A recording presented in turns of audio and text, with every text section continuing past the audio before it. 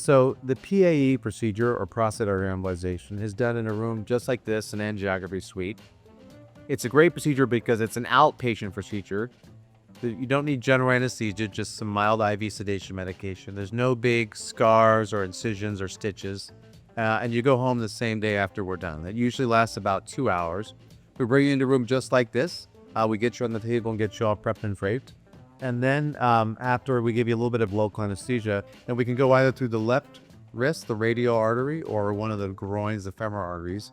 And so you just feel a little bit of pressure when we put the tube in. But after that's it, it's pretty much a painless procedure from that point on. We inject some dye like we get per CAT scan, and we map out all the blood vessels in the pelvis.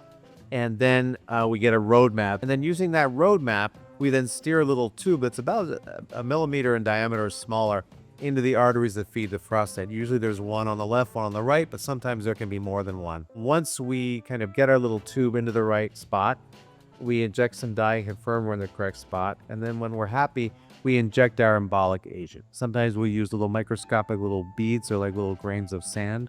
Sometimes we use an agent called blue, which is actually like medical grade crazy blue. Either way, we inject our agent into the artery, and the artery basically shuts down within seconds or maybe a few minutes. Once we plug that up, then we'll kind of navigate to the other side. We can go treat both sides of the prostate just through one single access. So once we get on the other side, again, we confirm we're in the correct spot.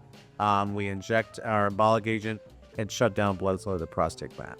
Also, it's important to understand that there are lots of other arteries that connect with the prostatic artery. So there are arteries that feed the rectum, arteries that feed the bladder, arteries that feed the penis. And so we have to be very careful that we don't put any of our embolic agent into any of those arteries. And so sometimes we have to close down the little connectors to those arteries. We don't actually close those arteries, but we'll close off the connectors to those vessels just to make sure we funnel all of our embolic agent just to the prostate. When we're all done, we take our little tube out, be it through the wrist or through the groin, and we put a little bandage on.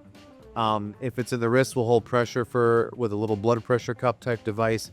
If it's in the groin, we put a little absorbable patch over the little hole in the artery. And then when you're done, you go to the recovery room and hang out for a couple hours.